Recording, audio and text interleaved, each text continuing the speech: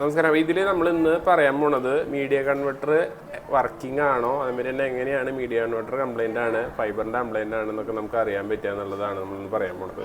Mainly media converter എന്ന് പറഞ്ഞു കഴിഞ്ഞാൽ ഒരു മീഡിയ കാറ്റ്സ് കേബിളിൽ വരുന്ന ഒരു കേബിളിൽ നമ്മൾ ഫൈബർ കേബിളായിട്ട് കണക്ട് ചെയ്യാൻ വേണ്ടിയിട്ടാണ് നമ്മൾ മീഡിയ കൺവെർട്ടർ യൂസ് ചെയ്യുക. ഫൈബർ കേബിൾ എത്ര ഡിസ്റ്റൻസ് ആണെന്നുണ്ടെങ്കിൽ നമുക്ക് ട്രാൻസ്മിറ്റ് ചെയ്യാൻ പറ്റും, അത്രയും ദൂരം നമുക്ക് ട്രാൻസ്മിറ്റ് ചെയ്യാൻ പറ്റും. കാറ്റ്സ് കേബിൾ 100-110 മീറ്ററാണ് നമുക്ക് ലെങ്ത്ത് കിട്ടുള്ളൂ. അപ്പോൾ അതിന് വേണ്ടിയിട്ടാണ് നമ്മൾ മീഡിയ കൺവെർട്ടേഴ്സ് യൂസ് ചെയ്യുന്നത്. 100-1000 എത്ര മീറ്റർ വേണമെങ്കിലും നമുക്ക് ഫൈബർ കേബിൾ വലിക്കാൻ പറ്റും. അപ്പോൾ അതിന് വേണ്ടിയിട്ടാണ് രണ്ട് എൻഡിൽ നമ്മൾ ഇതേമാതിരത്തെ പാച്ച് കോഡ് അടിക്കുകയാണ് ചെയ്യുക. എത്ര ദൂരം വലിച്ചതിന് ശേഷം പാച്ച് കോഡ് അടിച്ചിട്ടാണ് നമ്മൾ മീഡിയ കൺവെർട്ടറിലേക്ക് കൊടുക്കുക.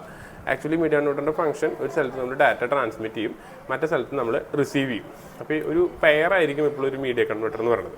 ഇത് വർക്കിംഗ് ആണോ നോക്കാൻ വേണ്ടിയിട്ട് നമ്മളൊരു ഇൻ്റർനെറ്റ് സോഴ്സ് നേരെ നമ്മുടെ ഈ ട്രാൻസ്മിറ്ററിൽ കൊടുക്കുക. എവിടെ നിന്നാണ് ഇൻ്റർനെറ്റ് വരച്ചില്ല അത് ട്രാൻസ്മിറ്ററിൽ കൊടുക്കുക. ഇവിടെ ടി എന്ന് പറയുന്ന ഡിവൈസിലേക്ക് കൊടുക്കുക. അതിന് ശേഷം നമ്മളൊരു പാച്ച് കോഡ് എടുത്തിട്ട് പാച്ച് കോഡ് കണക്ട് ചെയ്യുക.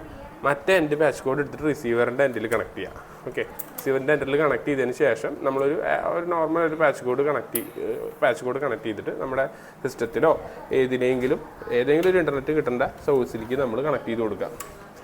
സോഴ്സിലേക്ക് കണക്ട് ചെയ്ത് കൊടുത്തു കഴിഞ്ഞ് കഴിഞ്ഞാൽ നമുക്ക് ഇവിടെ ഇൻ്റർനെറ്റ് വർക്ക് ആയിക്കോളും. ഇത് ഓട്ടോമാറ്റിക്കായിട്ട് കണക്ട് ആയി. കേട്ടോ, ഇവിടെ ഇൻ്റർനെറ്റ് കണക്ട് ആയി. ഈ ഇൻ്റർനെറ്റ് കണക്ട് ആവുന്നുണ്ട്, നമുക്ക് ഡാറ്റ കിട്ടുന്നുണ്ടെന്നുണ്ടെങ്കിൽ നമുക്ക് ഈ മീഡിയ കൺവെർട്ടർ വർക്കിംഗ് ആണെന്ന് അർത്ഥം.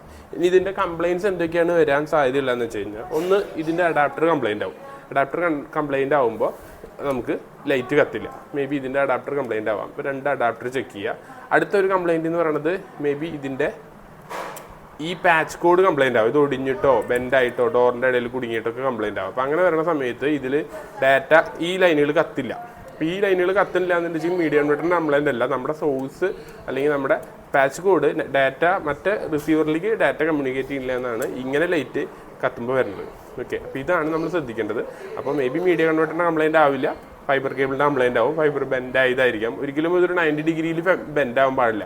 മേ ബി ഡോറ് നമ്മൾ അടയ്ക്കുമ്പോൾ ഡോറിൻ്റെ ഉള്ളിൽ ഇങ്ങനെ കുടുങ്ങിയിട്ട് അടയുന്ന സമയത്തൊക്കെ മേ ബി ഇതിന് ഡാറ്റ ലോസ് വരും. ഡാറ്റ ലോസ് വരുമ്പോൾ നമുക്ക് ഇത് കിട്ടാണ്ട് വരും.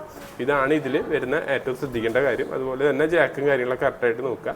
റിസീവറും ട്രാൻസ്മിറ്ററും കറക്റ്റ് പൊസിഷനിൽ ഇട്ടേ എന്നുള്ള കാര്യം ചെക്ക് ചെയ്യുക. ഇത്രയും കാര്യങ്ങളാണ് നമ്മൾ മീഡിയ കൺവെർട്ടർ യൂസ് ചെയ്യുമ്പോൾ ചെയ്യേണ്ടത്. പിന്നെ ശ്രദ്ധിക്കേണ്ട ഒരു കാര്യം എന്ന് പറഞ്ഞു കഴിഞ്ഞാൽ, നമ്മൾ യൂസ് ചെയ്യുന്ന മീഡിയ കൺവെർട്ടറിൻ്റെ പവർ എത്രയാണെന്ന് ഇവിടെ എഴുതിയിട്ടുണ്ടായിരിക്കും. 5 വോൾട്ട് DC ആണ്. നമ്മൾ ഓടിപ്പോയിട്ട് 12 വോൾട്ട് അഡാപ്റ്ററാണ് നമ്മുടെ കയ്യിൽ ഉള്ളതെന്ന് വിചാരിച്ചിട്ട് ഓടിപ്പോയിട്ട് 12 വോൾട്ട് അഡാപ്റ്റർ കുത്തി കഴിഞ്ഞാൽ ഡിവൈസ് കംപ്ലയിൻ്റ് ആവും ചാൻസ് കൂടുതലാണ്. അപ്പോൾ ഇപ്പോഴും 5 വോൾട്ട് തന്നെയാണോ എന്നുള്ളത് ഇവിടെ എഴുതിയിട്ടുണ്ടായിരിക്കും. അത് കറക്റ്റ് കൺഫേം ആക്കിയതിന് ശേഷം യൂസ് ചെയ്യാം.